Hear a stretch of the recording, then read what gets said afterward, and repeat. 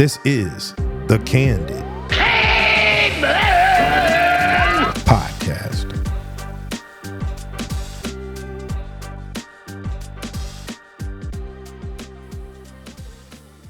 Welcome back to the podcast, everyone, and thanks for tuning in.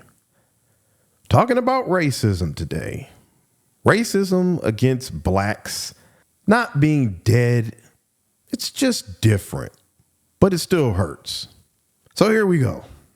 I'm about to gain like 2 black folks back with this podcast and probably anger and alienate white people now.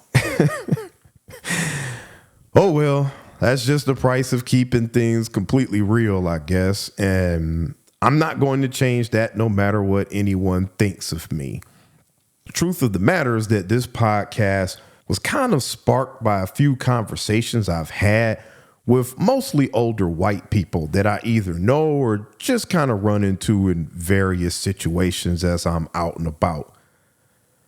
The topic often comes up where they feel that racism doesn't exist anymore and that everything is equal in the world, which obviously isn't the case. And frankly, it will never be that way. Some of these people even express that they feel like racism is aimed at whites more now, which I had to explain to them isn't true. Race baiting or claims of racism, which black people do like to throw around over every single thing, is not the same thing as actual racism. I'm not saying that actual racism against white people never happens, because it absolutely does. I'm just trying to clarify that claims of racism, which can be absolutely hurtful and damaging, are different from actual real racism. The best way that I can put it is it's kind of like someone having allegations of a crime levied against them versus actually being charged, tried, convicted, and sentenced. Both scenarios suck and both can be damaging, but one is definitely worse than the other. Either way, I want to set a foundation of a few things before I move on to my examples. First off, I'm making this podcast to hopefully educate some people out there, mainly white people, who may not understand that racism still exists. See, a lot of people may instantly think that any white person who feels that racism doesn't exist is probably a racist themselves. And that's usually far from the truth. Sorry, black folks. In my experience, they're often, but definitely not always, white people who are just fed up with all of the race baiting they see on the news and black people constantly blaming every single unaliving of a black criminal on racism, which I completely understand and agree with. Some of these people are also sometimes stuck in the mindset that just because black people have more freedom than we've ever had, and that because we're not living on plantations, or not having crosses burned on our lawns, or literally getting lynched in the streets and strung up in trees, that essentially everything's Gucci. And again, that's a very good point, and it's impossible to argue with. That doesn't necessarily mean that racism is dead and buried either. And finally, I find that a lot of white people I talk to who think racism no longer exists simply don't talk to or associate with outward racists. So they just feel that every white person is the exact same way as they are. And unfortunately, that's not true. There are some people who are hidden racists nowadays. And just because they're not outward with it doesn't mean they don't feel that way. And you may not associate with them because they get outward with it when they're around other people. So when I say outward racist, no, they're not going to the store and just calling people N-words, like right to their face, and I can't stand these, and all that. They get home around their friends and they'll say those kinds of things. I was at the store today and this N-word was acting. That's what I'm talking about when I say they're not necessarily outward. But people who don't hang out with those type of people, you don't get to see that either way. Because usually if that person makes that kind of comment, you're like, I'm not going to hang with them anymore. Or you naturally just hang with people who don't think like that in the first place. Anyway, most of these white people who think like that like, hey, I don't hang around racists, so there must not be any more left. They're the kind of people who judge others based on the content of their character and not the color of their skin, just like MLK asked us to. Therefore, they usually don't hang out with those kind of people, like I said, who are outwardly dropping N-bombs, making racist statements, or behaving in racist ways. So like I said, it's understandable why they may feel the way they do. But then when I kind of explain how racism towards blacks is not dead, it has just changed, which is exactly what I'm going to do in this podcast. While sometimes they may not necessarily agree with me or how I see things, they're at least receptive to my point of view and understand that this subject is not necessarily all black and white. I would say no pun intended, but let's go with pun intended here. The second thing I want to make clear here that I've made very clear in previous podcasts is that I look at things from as fair of a lens as possible. Now, whether you want to believe that or not is really up to you, but I can assure you that I don't get my jollies off of race baiting. I never have and I never will, and I've gotten on blacks about that in the past. There are plenty of other people out there who are all about that mess, so I'll just leave that to them. I've always said, and I will stand by, racism is racism, and it's not always white on black, and it's always wrong no matter who's doing it to who, period. I mentioned staying true to myself just a few minutes ago, and I'm going to continue to do that because that's how I roll. I have gotten on black people and black athletes in previous video for what seems to be a consistent stream of race baiting in situations where it doesn't even make a damn bit of sense and clearly isn't happening at all. For example, I mentioned the spoiled entitled black NBA players wanting to call team owners governors because the word owner sounds racist. That's buffoonish race baiting, and I'm not going to be a part of that kind of nonsense. I also talked about how black people are blatantly guilty of racism as well. I specifically talked about how black NFL players engage in the racially inclusive practice of what they call, quote, milk checks. And of course, I say racially inclusive sarcastically. But a milk check is where a black wide receiver will see a white player guarding him at cornerback, and he'll promptly yell out, "Milk check," so that the quarterback will throw the ball to him. The theory behind milk checks are that because the cornerback guarding the wide receiver is white, it's automatically assumed that he's less athletic than the black player, so it should be an easy catch for the black wide receiver. And of course, due to the current climate of the world, the white players are forced to capitulate to this ignorance for fear of facing racially charged backlash from their black counterparts. And also because they have to keep the peace in the locker room because that's how football works. And I talked about how if this situation were reversed and hockey players were doing chocolate checks or banana checks, black people will have the whole damn Rainbow Coalition ready to go to war that same day.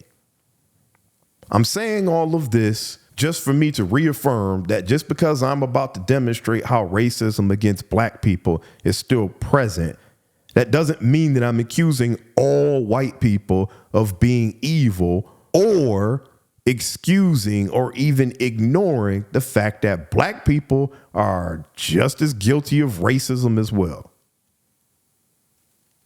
At least one of the examples that I'm going to give is not even outward, blatant, or even intended racism, but it still highlights how race can still matter and how that does oftentimes hurt black people more than anyone else. The third thing that I want to make clear is that another reason why I'm addressing this subject is because while all racism is equally wrong, as I've stated, it does oftentimes hurt black people more than it does white people. And that's simply because we are still the minority in the United States, and the demographic numbers still heavily favor white people. I mean, that's just how it is. That's not a racist statement. That's just facts. Go look it up. A good example of what I'm trying to get across is something as basic as choosing the state where you want to live. I mean, technically speaking, sure, a person can live in any state they want to, but there are certain states that are overwhelmingly white, and some black people passing through or even living in those states have had some issues with some bad apples. And this just isn't something that white people really have to deal with. Like, to my knowledge, there are no states in the US that are predominantly populated by minorities. So a white person is pretty much free to choose to live anywhere you want to, and you're free to pick a city within any state to move to that would make you feel more comfortable. Whereas that's just not always the case with black people in certain states. The fact of the matter is that there have been legitimate, not race baiting, legitimate cases of minorities being harassed and mistreated in states closer to the western side of the U.S., like South Dakota, North Dakota, Colorado, Utah, etc., where the population of whites is much higher than normal. And before anyone says anything, no, I am not implying that all those states are racist and that all white people from those states are bad or evil. I'm just trying to demonstrate how the lack of diversity in those states, along with some of them having a reputation of not always being friendly to black people, absolutely causes even the most non-racist of black person to maybe look elsewhere for a state to call home. And that's even if they may have been offered a gravy ass job in that state. It happens sometimes. Black people get offered a job making really good money in a certain state, and they're like, no, I just don't know that I want to take that because it's not going to be worth the potential trouble that I may face. Think of it this way. Let's say that a state with a questionable racial reputation towards blacks is 90% white.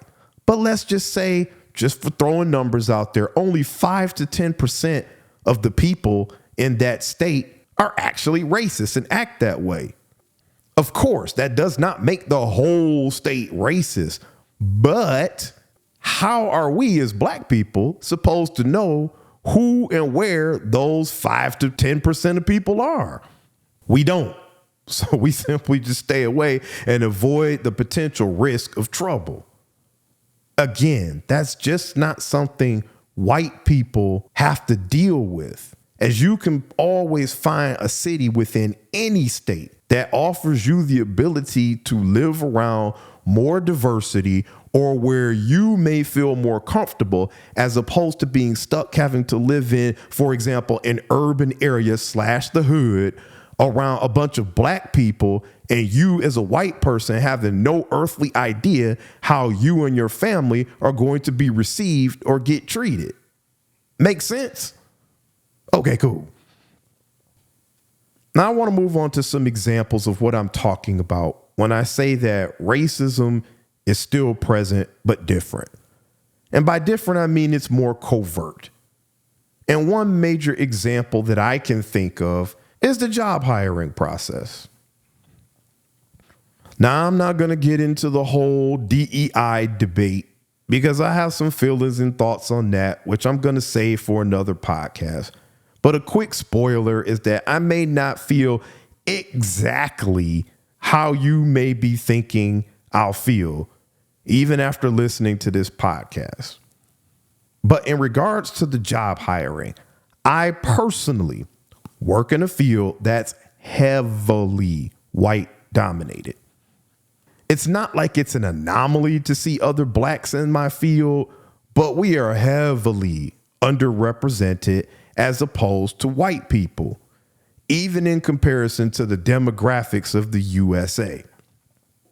I have had other African Americans reach out to me on LinkedIn with the same sentiment, asking how I was able to get a job in the industry and pretty much expressing that they rarely see other black people in my position in my particular field. And being completely honest, when you've experienced some of the things that I'm about to talk about, the answer as to why this is does feel pretty obvious. I've personally had more than a few times where I submitted my professionally written resume along with some work examples and been contacted by a recruiter through email. They almost always express that the hiring manager really likes what they see, and they'll ask me for my LinkedIn profile, a link to it, to which I happily give them, only to have the hiring manager view my profile. And yes, I can see the views on my LinkedIn notifications, and they'll come back sometimes even within a half hour later with the standard, the hiring manager is going to go in a different direction. We appreciate you reaching out to us. Let's be clear here.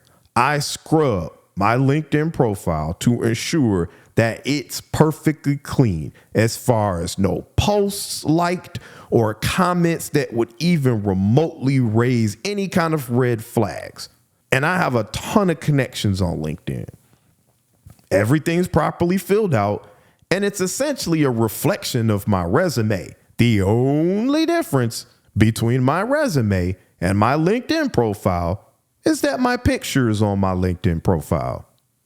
I promise you, I don't have any posts, comments, or anything, even remotely controversial on there. I didn't like anything, even remotely controversial, for them to be able to see and say, I don't know about this guy. Again, the only difference is that my LinkedIn profile has my picture on it and my resume does not. Every single time this happened, I immediately followed up with the recruiter asking for feedback on what the hiring manager saw or read on my LinkedIn profile that they didn't like. But of course, I never get a response. And it got to the point where I started pulling and taking screenshots of a lot of these companies, quote, meet the team pages, and they all look the exact same. Not one black person in sight. Some of these companies having hundreds and hundreds of employees and not one black person in sight. Most of them being remote, so it wouldn't have anything to do with the geographic location. They would all come together once a year and do a meet the team page, but then they would all spread out and live in New York or California and Florida or wherever else. So it's not like the issue is that, well, they were all in Utah, so you'd expect they would all be white. No, they were remote companies. And if that's still not enough proof, I know I'm not the only one who has done this before, because I actually heard about a recent lawsuit from someone who did the same thing and sued a company. But I used to tell people all the time that I'd change my name on my resume to something different, and it would always be distinctly Polish or Italian sounding so that there could be no question that I was Caucasian, and I would use a fake Gmail account. And I promise you, I absolutely got more responses than with my real name. Now, I'm not going to sensationalize things here and say it was 50 to 60% more or anything crazy like that. But I would definitely say it would be up to 15, as in 15% more in my particular field. Your results may vary. Now, of course, I'm not saying that every job denial I've had was because I'm black. But I did enough sleuthing and conducted more than a few experiments, if you want to call it that, to know that my race definitely played a factor in some of these jobs not even wanting to interview me, despite my credentials and me having a very unique skill set in this particular field that should be highly sought after. Another area where I've definitely faced some covert racism, if you will, is in Facebook groups, particularly buy, sell, trade ones. Now, don't get me wrong. I completely understand that Facebook as a whole is a complete-ish show, and it is the land of the trolls everywhere. But my treatment in some of these groups always seem to be a bit different than other members. I have a few hobbies that are traditionally white dominated. Now, this really has nothing to do with racism or whites trying to keep blacks out of these hobbies. More so that these are just things that white people traditionally participated in more than black people do. Nothing more, nothing less. Think black people from the USA playing more football and basketball, and Canadians who are white playing more hockey. That's a good way to put it. That's just the way it is. There's nothing racist going on there at all. Anyway, I would sign up to these buy, sell, trade Facebook groups, mostly just to sell my own stuff. I'd always follow all of the rules to a T. I'd name and date my items correctly, give a very detailed description, which is way more than what everybody else was doing. I'd list a price, location, shipping costs, and even provide videos to show that I actually own the items. Yet, oftentimes I would still have people screwing with me and crapping all over my posts. Strange. It was not at all uncommon for me to make a post, again, following all of the rules, and have people go to my post and start calling me a scammer, posting laughing emojis on my post, or even making comments laughing at my price or what I had for sale. Doesn't matter if my price was beyond fair, I'd still get laughed at for it. There was a somewhat recent instance where a guy had been a member of this particular group for literally 2 years, 2 whole ass years. And my man never made a single post until suddenly I posted something for sale and he decided to make his first comments on my post. And of course, they weren't very nice comments. It's really not that hard to figure out what's going on in these situations. And in one instance of someone trying to crap on my post, I went right back at the guy, and yet I'm the one who paid the price for it. Once again, shocking. After I decided to respond to this troll, he decided to go get himself some backup and call up Uncle Jethro, his good old cousin Cooter, and he then roped in Papa Jebediah just for good measure.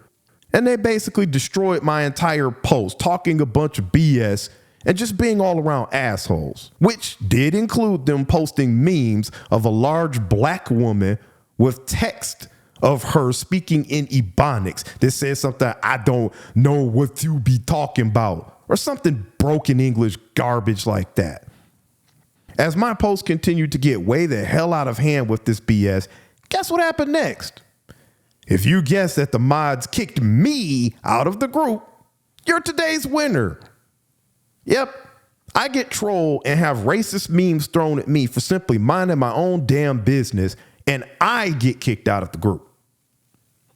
I know for a fact that at least one instance of this kind of BS occurring was 100% racially based. Same scenario where a guy came to my post and decided to post laughing emojis on everything I said and everything I had for sale. So as usual, I'd had enough. And I decided to post laughing emojis on all the things he had for sale too. And I even went to his personal page and started posting laughing emojis on all his pictures too. Well, of course, what's good for the goose isn't good for the gander. How dare I do that? And this dude got so pissed off at me that he sent me a nice little Facebook message calling me the N-word. And he went hard ER on it. And yes, I still have a screenshot of that message for proof that I'm not lying. Another online avenue that backs up my claims that racism against blacks isn't dead, but instead people just aren't as forward with it as it used to be in the past, is dating apps. Because dating apps start to reveal more of who you are personally. So I saw quite a few interesting things on those. And of course, let me be clear here, and that I am not saying that just because a woman of any color may not be interested in me, that makes her racist. It's not like I walked up to a woman on the street, said, hey, you look nice. Can I get your number? She said, oh, thank you. I appreciate it, but I'm not interested. And I was like, you racist. That's not what I'm saying here, because that would be a ridiculous statement. People are allowed to like whatever they like. But when you start not only noticing clear patterns, but literally reading what people say, it kind of becomes irrefutable. Me personally, as a man, I like women.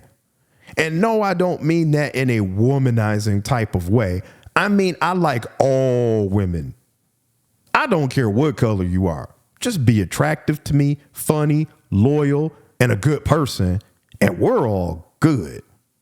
I literally have no issue being like Captain Kirk in the old school Star Trek movies where he's making out with like the green alien women and all that. As long as she has the qualities that I like, we are Gucci. Doesn't matter to me one bit. We just have us some olive looking ass kids, green and brown. But anyway, when I used to be on Match.com, they used to allow you to choose the races that you'd be willing to date. A feature which I think they've now done away with. And I promise you that 75% of the white women's profiles either had white Caucasian only checked, or they literally have every other race but black checked. They would check Native American / Indigenous American, Hispanic / Latino, white / Caucasian, Asian / Indian, Asian / Pacific Islander, pretty much everything but black / African descent was checked. And sure, one could argue that 75% of white women find every other race but black men attractive, but I'm calling BS on that. And even most of the listeners out there can't say that they believe that. A decent amount of the women's profiles on Match will also explicitly spell out in bold letters, no black men, just to make sure you didn't miss that little tidbit. And this was definitely something that I saw on other dating apps as well. But I got to be honest here. I saw it way more on Match.com years ago than I saw it anywhere else. And I actually matched with a white woman one time, and I don't know if she did this to troll me or not, but her first question to me was literally to ask, how many, quote, baby mamas do I have? To which I called her the B word and told her definitely less than her nasty ass had, quote, baby daddies. And of course, I blocked her. And once again, I can hear the people out there doubting me and saying this proves nothing. But I strongly disagree, and here's why. I have matched with different kinds of women, and most of them were black, but another white woman that I matched with and briefly went out with spilled the goods to me. I told her about my experiences and asked her, like, why are white women not attracted to black men? Like, what's the deal here? And she was extremely honest with me and told me that her white girlfriends think black men are just as attractive as any other men, but they won't date them either because they have parents who would not approve because he's black. So once again, there's that kind of covert thing. You have parents at home that may not be going out yelling the N-word everywhere, but they'll tell their family and daughters, hey, you better not ever bring home a black guy, ever. Or the other reason would be that the women themselves harbor stereotypes about black men being lazy, all of us leaving our children, being thugs in the streets, and just generally being terrible husbands and fathers. So while they may find us attractive, they won't even entertain the thought of dating us. And this woman made it very clear that her friends would be around her former black boyfriend all the time and act cool. But secretly, they were still harboring some of these racial stereotypes about him. And dude probably never even had near a clue. And I'm sure, yes, one would ask why this white woman continued to be friends with people like this. And honestly, I don't have the answer for that. We only dated briefly, and it wasn't my place to challenge her on how she chose her friends. My next example comes with 100% irrefutable evidence backed with statistics and numbers. And that's policing in our criminal justice system. It is a shining example of where simply being black hurts you more.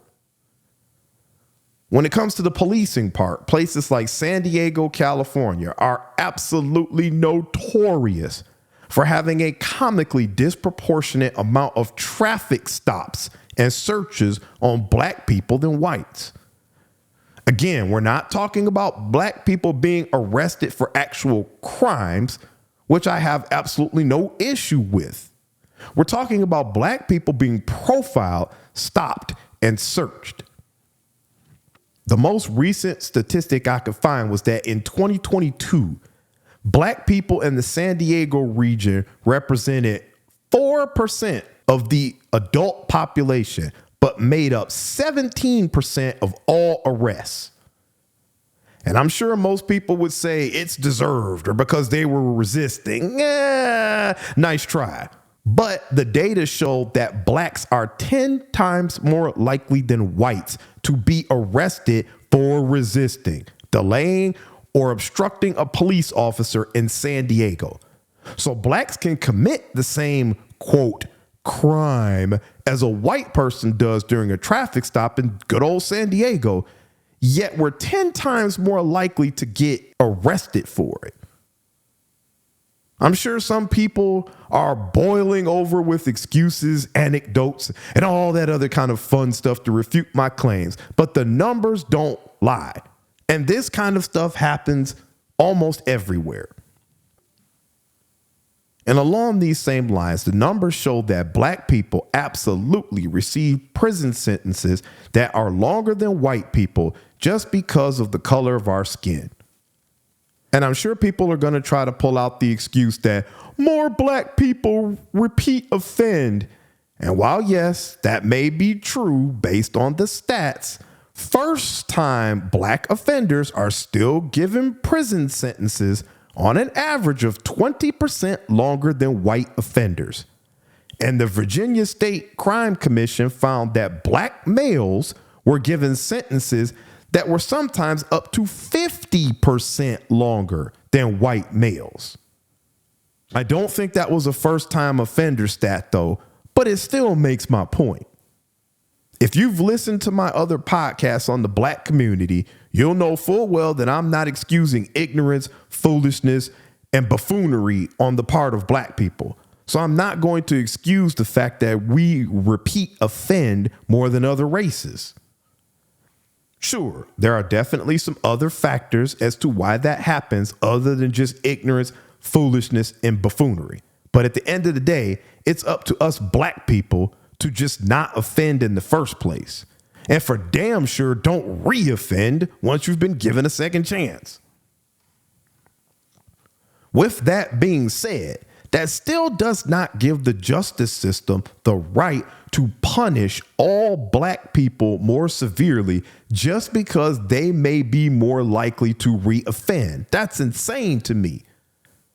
You're supposed to take each case separately, and sentencing guidelines should be the absolute same for everyone, for every crime. White, black, purple, green, doesn't matter.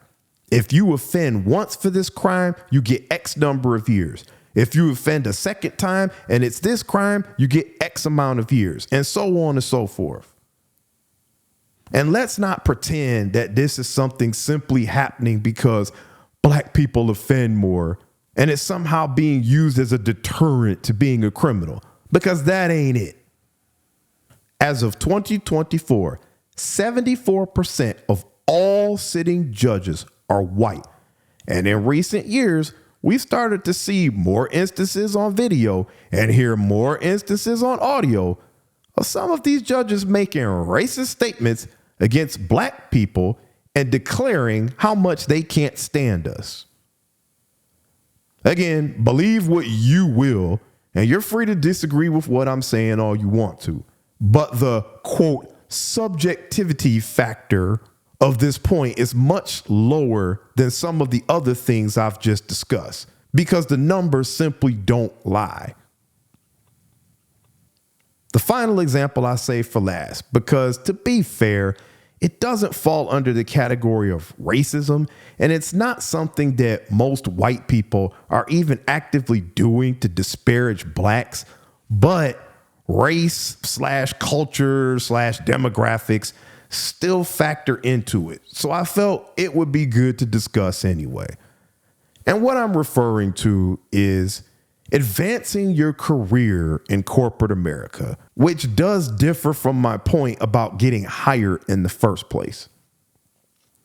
As of 2023, the U.S. workforce is made up of approximately 76.5% white people, 18.8% Hispanic or Latino people, 12.8% black people, and 6.9% Asian people. So it's pretty much a no-brainer that most of corporate America is going to be white.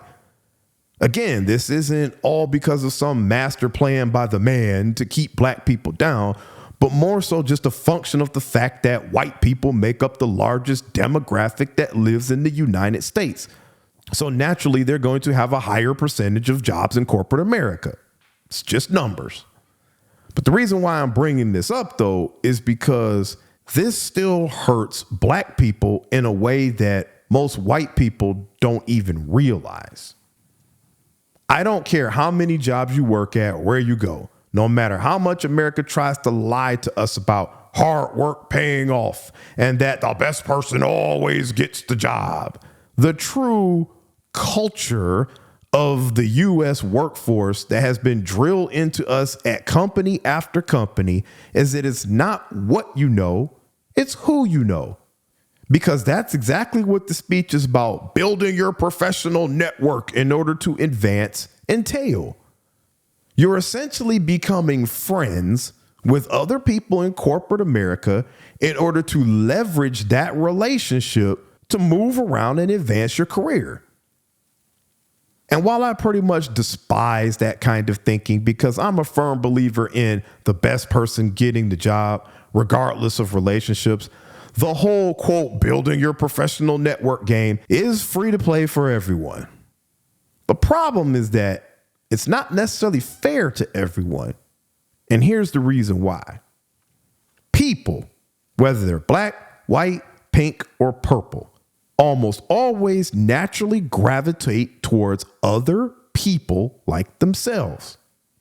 At some of my previous jobs, for example, Indian people, like from India, always ate together at lunch, hung out together, and generally conversated more with each other. Did that make them racist? Absolutely not.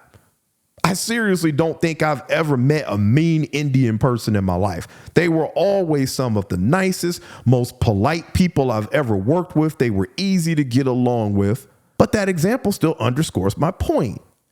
People are going to naturally gravitate to other people who feel familiar to them. And this is where minorities can get unintentionally hurt.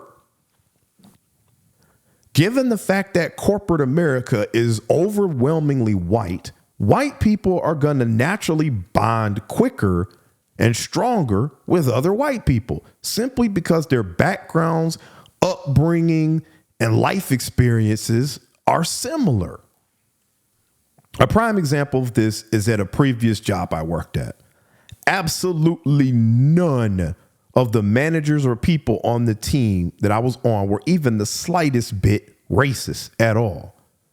Hell, they hired me and another black guy. But when it came to building professional relationships, which let's be real here, these are actually personal relationships. When people tell you to build professional relationships, again, it's personal. You're building a rapport with somebody so that when a position comes around, you can essentially be, hey man, I'm your guy, hook me up. And that's my point. It's not about who's actually best for the job. It's about who has that personal relationship under the guise of a professional relationship that is going to get the job most likely. But anyway, the white managers bonded with each other much easier, as did me and the other black guy bonded much easier with each other. For example, both the white managers had a love for Seinfeld, which frankly, most black people have never even watched. I only know about the pirate shirt episode because most of the white people that I worked around always talked about it. But still, these white people came from the same type of suburban upbringing, whereas myself and the other black guy came from urban areas / the hood, and we used to watch the Martin Lawrence show. And we would quote things from certain episodes of the Martin Lawrence show that the white managers had no clue of. And even when we tried to explain it to them, they just didn't get it because there were certain things on the Martin Lawrence show that resonated more with black people who came from a certain area. And I remember one of the things from the Martin Lawrence show that we tried to explain was Bruh Man from the Fifth Flow. But remember, Bruh Man used to only put up 4 fingers. They just didn't understand that. I mean, I could list many other things, but you get the point. We all got along like absolutely fine. We had team events, we laughed together, we joked together. So again, there was nothing, quote, racist going on, but there was still a stronger connection between people of the same race, demographic, and background. And that's just how it was. Now, am I saying that's how it always works? No, of course not. People can and have formed very strong connections with others outside their race at work. But again, when you're talking people looking for similarities in people they get cool with, that is going to be much more of the norm than the opposite. And that's not racism. It's just human nature. But you can see that when corporate America prioritizes relationships over results, that makes it even more difficult for black people to be able to make professional connections and grow their careers simply because the race / demographic / background numbers just aren't in our favor, even if blatant racism isn't at play. And as I finish up this topic, this leads me to an example of the type of black man the black community has often frowned upon. And that is the dreaded sellout. Look, I am not here to endorse this type of labeling of a person by the black community, especially because it's now become so damn corrupted by our own ignorance to include any black man who actually speaks clear and concise English, doesn't listen to all the foolish rap out there and act like a damn clown. But some black men get labeled as a sellout or an Uncle Tom, oftentimes because they will literally take all of the bass out of their voice. And let's be honest here. Most black men have bass in their voice, and that's how you can tell we're black. I'm not putting anybody down. I'm not shaming other races. I'm not saying it makes us better, but you can tell when you're talking to a black person a lot of times just by the bass in their voice. Anyway, these sellouts, if you want to call them that, will also shave all of their facial hair off so that they not only sound, but also look less intimidating and more favorable to white people. Now, there's a lot of other parts and pieces to this as well, but the gist of my point is that these men's actions appear to be heavily geared towards pleasing white people, and the black man disassociating himself with being black entirely in order to form stronger bonds with whites in corporate America for career advancement purposes. Now, this is a whole ass can of worms that I may open at another time because there are definitely layers and nuance to this, but it does help illustrate my point that being black in corporate America can bring unintentional harm to your career just due to how corporate America operates these days. And that some black people are willing to go to what some would consider extremes to circumvent this issue instead of being able to feel comfortable with who they are, where they're from, and simply let their work speak for itself, which is how it should be. Unfortunately, though, this just isn't always possible because the best person doesn't always get the promotion. The most well-connected person does. And this most oftentimes hurts black people the most, whether it's intended or not. Okay, so for the two people remaining who haven't raged out on me and stopped listening, congrats! You made it to the end of the podcast. I'm willing to bet that you two people are probably mixed with both black and white, so you really can't be too mad at me either way. You're like, I see his point. What? How dare he? I see his point on that. What? How dare he? You're conflicted, so you didn't know what to do. Seriously, though, I told everyone in my first podcast that I'm going to keep things real and be honest. And that's what I'm doing here. I get on everyone equally. Blacks, whites, men, women, it does not matter. If I disagree with how you're operating, I'm going to give my thoughts on it. Some people, not all, need to understand the concept of both things can be true. I can have an issue with black people race baiting and crying inequality over every single issue, while also recognizing that, yes, racism and discrimination are still very much alive and kicking. I've said for the longest time that if blacks stop crying racism 24/7, even when we're clearly wrong, still crying, and save that energy for real racial issues that need addressing, maybe more white people would actually get on board and be more receptive to listening and making changes. I hope this podcast took at least a few steps in that direction. And I also hope that I opened up at least a few eyes and ears of some of our white brothers and sisters. Yes, I call them brothers and sisters because everybody's brothers and sisters to me. I don't care what color you are. If you're cool people, you're cool people. And I'm going to treat you like cool people.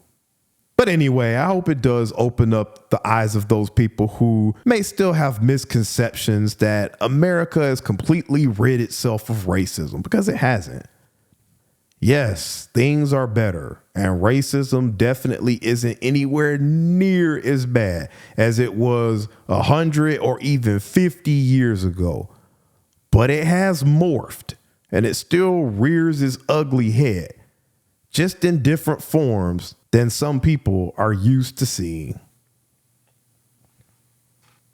As always, if you're listening in on YouTube, I appreciate a like, subscribe, or you leaving a comment. I'm continuing to try to bring you great content, and I hope that you enjoy the kind of podcast that I'm bringing to you. Thanks for listening in. I will catch you on the next one.